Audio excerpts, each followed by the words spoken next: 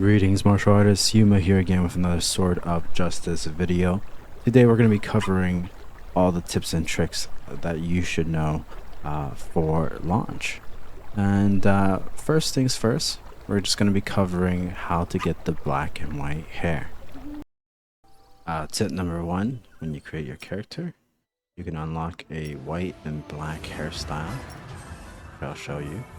All you have to do is select the second option, Sink into Darkness. And then the next option, Train Secretly. And that's it. Building on the past where you silvered your hair. So now you own another hairstyle.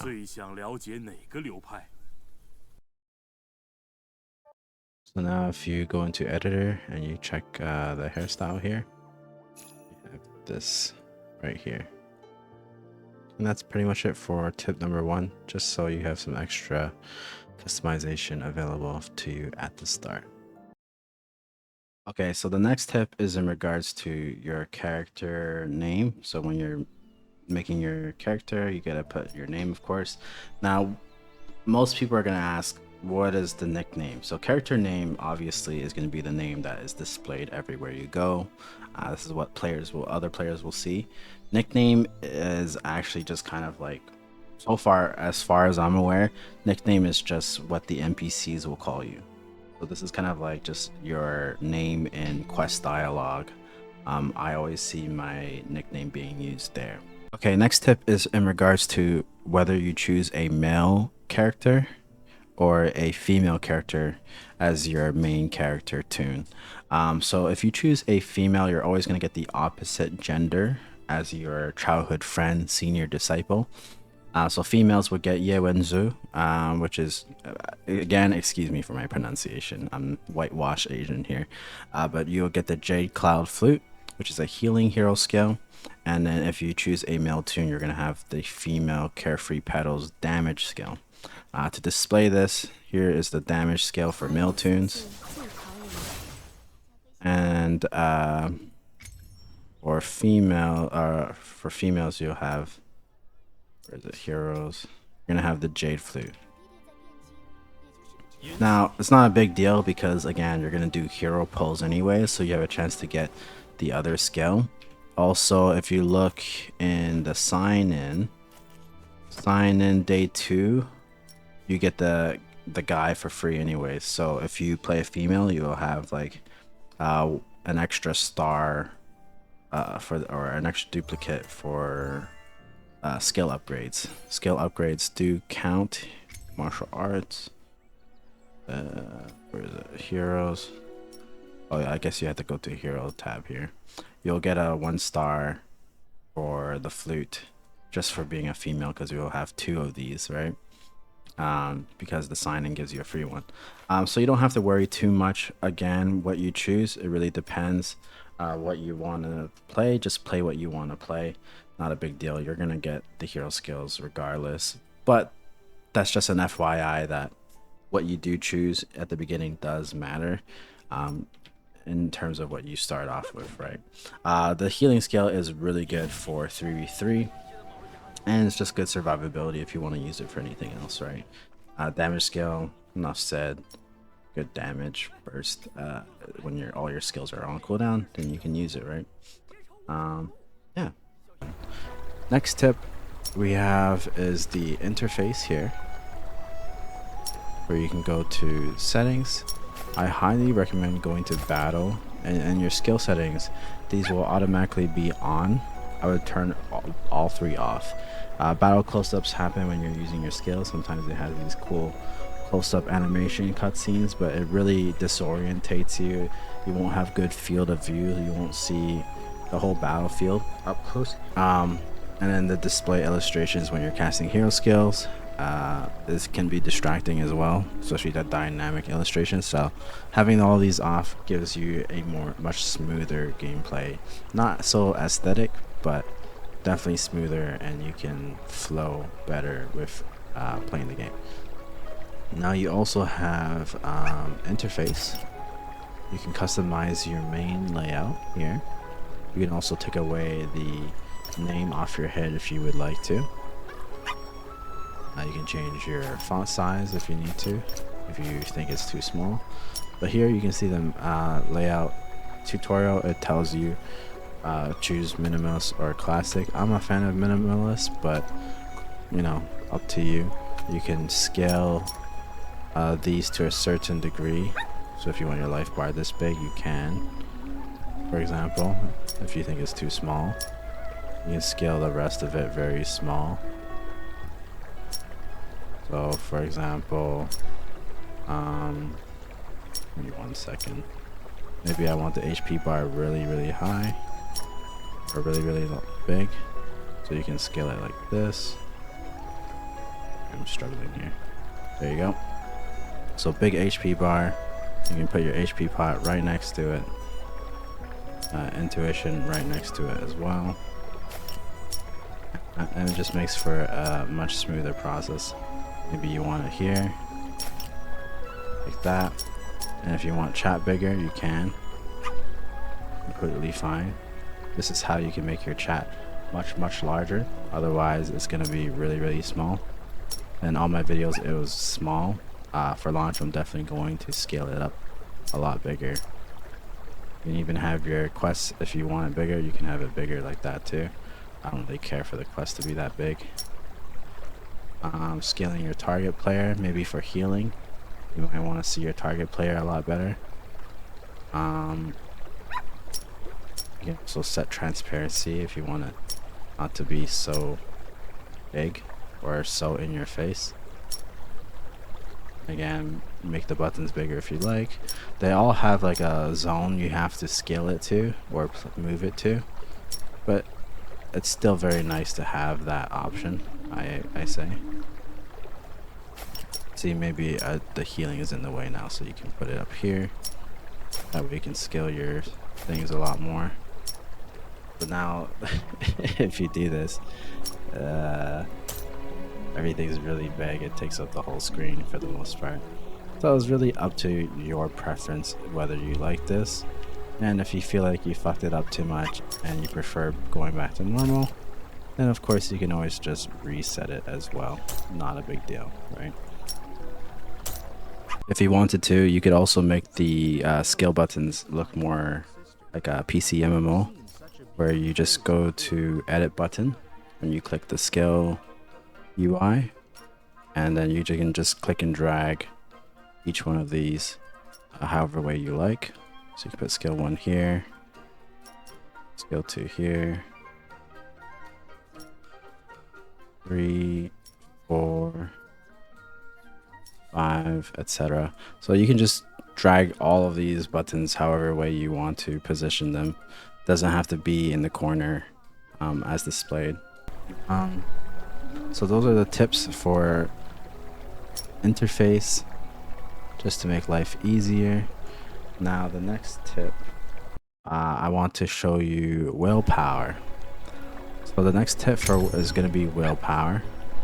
Now with willpower, let me see if I can bring up the information here for you. Willpower encyclopedia, does that work? Nope. Martial arts, willpower, here it is, willpower level up. So this is very important for starting off the game at launch. Before you reach level 65 is the best time to re-roll your willpower. You can see here 95% of its XP is retained for characters at level 65 or below, and then 65 and above, it's going to be only 80%. So let's say you fully leveled up a willpower to 25, but you find a better willpower, or you're re-rolling to a different element. You can use this level 25 and then feed it to your new willpower, and you will get 95% of the XP back. Otherwise, you're only going to get 80%, which is not very economically friendly for you, especially with the XP fodder being very limited, at least for launch. So it just makes sense to re-roll your willpowers before you hit 65 as much as possible to get the best substats and elementals that you need. So super important tip, I would say, especially if you're trying to min-max your power early on. Next tip is in regards to PvPers. PvPers, please note that there is a time period at 8 p.m. to 10 p.m. where you get bonus XP. I'm not sure if it shows you that anywhere. Yeah, from 2000 to 2200 daily. Swords call hours are in effect when storm token gain is increased by 5% and victory points by 10%. So it's not double XP, sorry, but you get bonus points for queuing up. So if you're very heavy into ranking and competing, then this is your way to keep competing and get that extra edge, I guess you could say. Super important.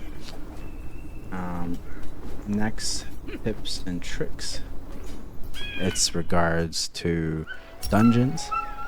So when you do dungeons, when you complete it as a team, so with real people, let's say these 4 here, you complete these 4 with real people, you get, it will say at the beginning, it'll say 4 out of 4, right? I kind of slacked on this for beta, so don't mind me, but it'll say 4 out of 4, but then later on it'll unlock 4 out of 8. Now, so basically every week you can get rewards with teaming up, and you can also get separate rewards for solo duo. Same with the raid. If you beat it an outer or team, you have the option to get extra rewards through solo and duo. That's why it says 3 out of 9, because I didn't do my solo duos. Then it would say 6 out of 9, and then the other 3 of course is for inner. And once I complete inner as a team, then you also get the extra solo duo reward. So it'll probably say 9 out of 12, and then you can be 12 out of 12. So you can do that with pretty much everything. There's always extra rewards when you're solo duo, and then well, first team up, then solo duo. So just a tip, make sure you do that. Next tip is about traveling. So you see here, open menu, travel. Do not neglect this like I did for beta. At launch, I'm gonna fix that and always do it, because you can always end up getting martial skills, hero invites, willpower, stuff to help you get ahead. Like my guildie got a free melodic blossom hero skill just from doing your travel. Also, you get these Thursday deals, or just deals in general. This is really good if you're a spender, because you can get these bound divine chisels, which is really good for the gacha pulling for cosmetics. So you don't want to miss this, because it's easy chisels for you to use to pull, right? And just make sure to do all of this as well, right? Good for banknotes. So don't forget to do that. Very important, especially if you want to stay ahead of the curve.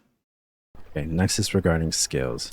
So this is a priority for DPS.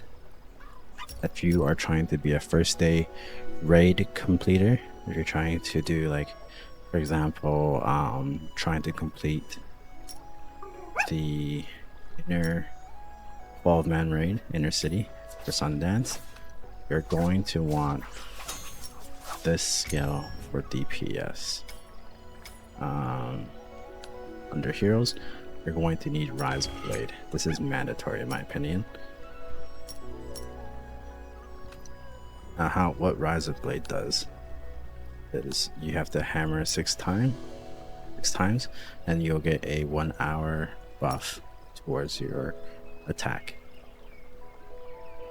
So I'll show it to you right now. This is like the wrong button. You have a 1, you have to get this to 6. Kind of a long process, but honestly mandatory for that increased DPS. Because raid is all about DPS check, honestly. you're going to want to recruit based on DPS parsing for the first 120 seconds for first basically 2 minutes. And you just check how much damage you do within those 2 minutes. So for a Sundance Inner, they say you want 3 mil within that 2 minute time frame. So it's like 25 DPS. So here you got 6. So you have willpower might attack by 116 1 hour. So that's very important for DPS. And then for your all hero skill, so that was a hero skill that we just used. For your all skill, for the extra the other slot, you're going to want Heaven Strike. Heaven Strike, and you want to get the red version of that, of course. That's based on RNG.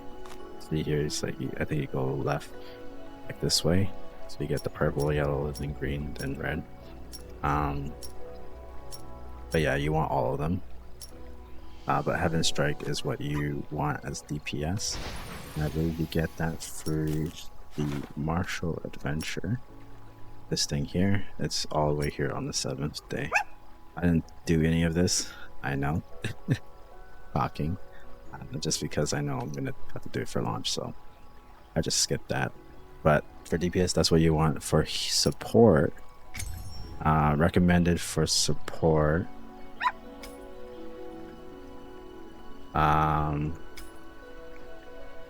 support you want. So what I mean support, I just mean Sylphs, to be honest. So Sylphs, what you want is Melodic Blossom. AoE healing on the floor, really good. It's instant cast compared to the flute, so you definitely want Melodic Blossom for PvE. At least for PvP you can rock Jade Flute. Now for all schools, you want Boundless Insight. This is to buff your damage dealer. This gives them a crit buff for crit rate and crit damage, and it will last 30 minutes. So usually you put this on your top DPS and they go wild. But if you have 2 Sylphs, then just make sure you delegate who gets the Boundless Insight so you don't stack it on the same person, because it doesn't work like that. Anyways, for ultimate skill, for Sylphs, you also want Tai Chi Seal. Tai Chi Seal is super important. Just know that it's squad shared cooldown for 60 seconds. So in raid, if someone has Tai Chi Seal, no one else needs it. But this is really good. Otherwise, use Ode to You. It's an ally buff for support. Alternatively, you use your class 1 for Sylph for healing through PvP. Those are the necessary skills, especially for raid, in my opinion. Necessary, like mandatory. For tank, I'm still learning what tank should get. Unbreaking seems the best because you can not unbreaking. Yielding seems the best in my opinion because you can shield yourself and nearby allies and you gain unstoppable. But the issue with that is because it has a long animation time. I'm not sure how I feel about that. It needs to be play tested more, to be honest. And then for all school skills you can always use. I don't think you need Tiger Strike. You don't need increase aggro. I really don't think so. Especially for raid, you should be always having aggro. Unbreaking is nice just for that damage reduction if you're in a pickle and you know you need to survive until heals come your way. Unbreaking is really great for that. Other than that, I think Brother in Arms is really good. You can mark an ally, give them unstoppable. You can rush to them and dispel all their debuffs and causing knockdown to surrounding enemies. This might be more of a PvP skill. You do heal them, but I don't know when you're ever going to use this in raid, just because usually you're tanking, so if you run to your ally, you might end up getting them killed. Drunken Clarity can also be good. It makes you use 3 medicine instantly, so you can heal up really quick with that. But it's pretty long of a cooldown, and also you're going to be doing alchemy to get all those pills back. You're going to be consuming medicine like crazy. Not sure what else for tank, but those are my opinions for skills. Definitely DPS in the support ones that I recommended is mandatory for raid. Now, next tip is about exploration. When you go to open your map, there's a track button here at the bottom right. Now you can track all these different rewards based on locations. So this is a nice way to kind of get you in the right direction for exploration if you're a big fan of exploration. Obviously you want to get all these different martial world skills. There's some like life skills and combat skills, etc. So you want to go to every single one, get all these skills, give you some variety to work with, different builds to work with. You can also get a lot of these leisure traits too. So yeah, super important. Definitely helps. And then it also gives you like a collection progress report. So yeah, definitely going to be doing that myself for launch. Okay, the next tip is basically what you should be doing daily. So you always want to check this button here right at the bottom right of your minimap. You always want to complete this daily. You get 300 vigor points for the first 3, get some banknotes for the 4th one and coins, as well as some jade bound for the fifth one. Okay, and then the next button here, the magnifying glass, this is your 7-day journey. So there's a lot of things to complete and you get rewards for doing that. A lot of people ask, how do you get the begging skill? It is the 3rd one here in the 7-day journey. So that's how you can get the begging skill. And then the path, you also want to click these because it has like level up milestones. You can bind your email, get rewards for this stuff as well. Path to power kind of gives you like a guide on, a recommended guide, I guess, for gear and skills. Then of course the sign-in, 14-day sign-in. Maybe they'll do other sign-ins after 14 days. Next one is this button here right next to it. You want to complete the martial adventure every time is up for you, just because it gives you free ultimates and skills, gear, etc. Same with world exploration, just a lot more goodies for you, and a frame at the end, so there should be no reason why you don't do this. It's free stuff. Same with this, you get some quests that you can do for rewards, and this as well, right? You can, if you complete all this properly, you can get a free ultimate, the Peerless ultimate, which is this one where you jump in the sky and then you slam down. So yeah, just make sure you're completing those 3 buttons every day, just checking on it, see what you can complete. Okay, next tip is regarding how to go to test dummy and check your damage parsing, because it's going to be used often in raids. We're going to go there now. You can go to guild territory. There's other ways to get to this NPC, by the way, or this location. But if you're in a guild, this is one of the easiest way to do it. Okay, we're here. And you go to this arena NPC. Don't do this boss dummy. For some reason, it works different compared to the one that they give you in this location. some reason it nerfs your damage. Like you want to use this one. So you want to create a team first. See, if I'm not in a team, this pie graph disappears near the minimap. So create team, minimap. Here the pie graph shows you your damage. So for example, switch back to break. So now we can do our DPS. So you want to have a timer. You can track it on your phone or something. And then you just go ham on it.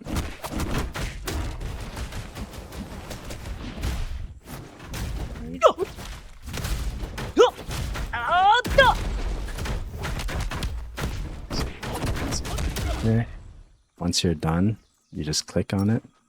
It gives you a tally, a breakdown. It tells you the time taken to reach that damage.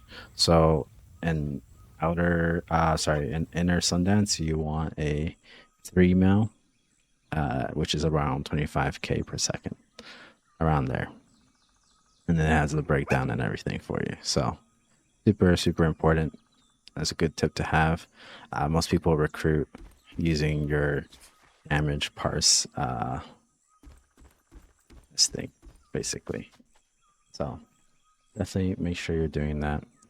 To show you the other way to get here, let me see if I can find it. Return to Bianjing. So in case you're like not in a guild for whatever reason, you can also go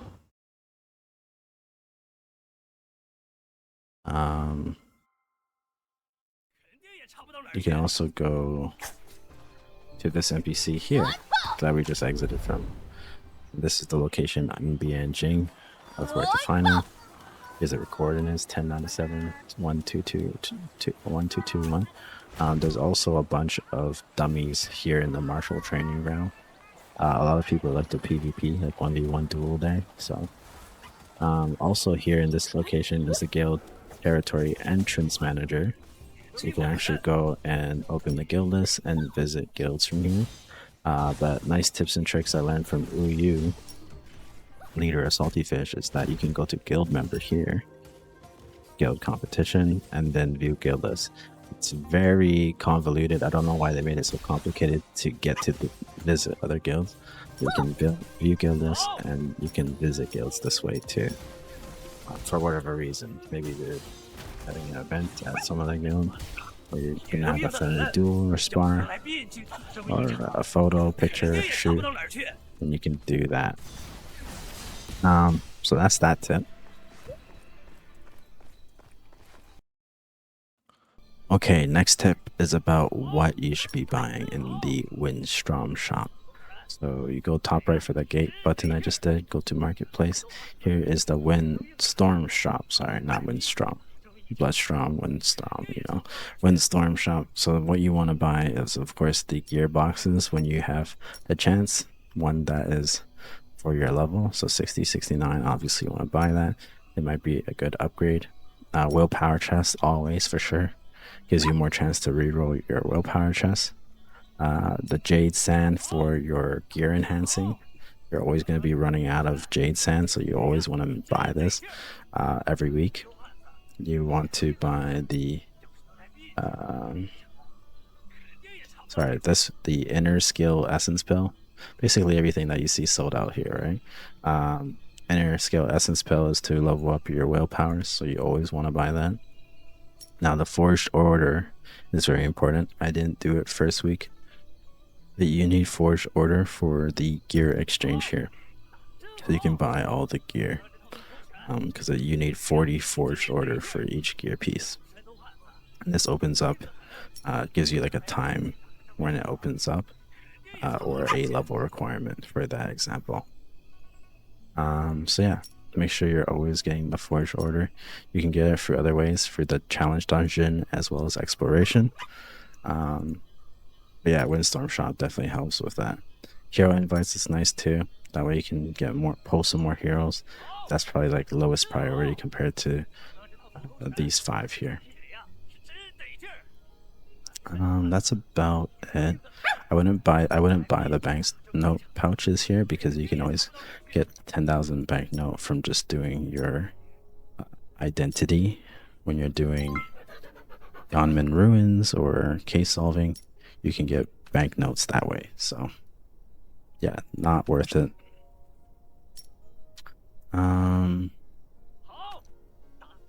That the only shop? I think so.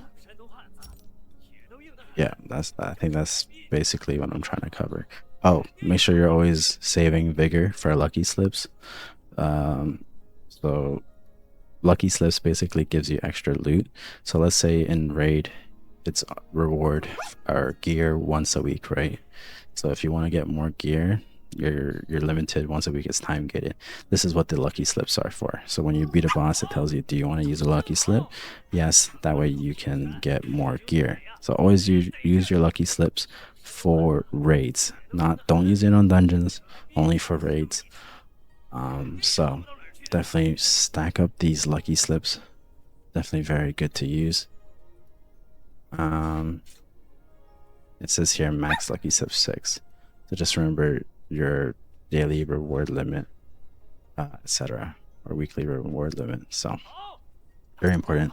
Purple ones I believe is for PvP gear, LT chests and stuff. So yeah.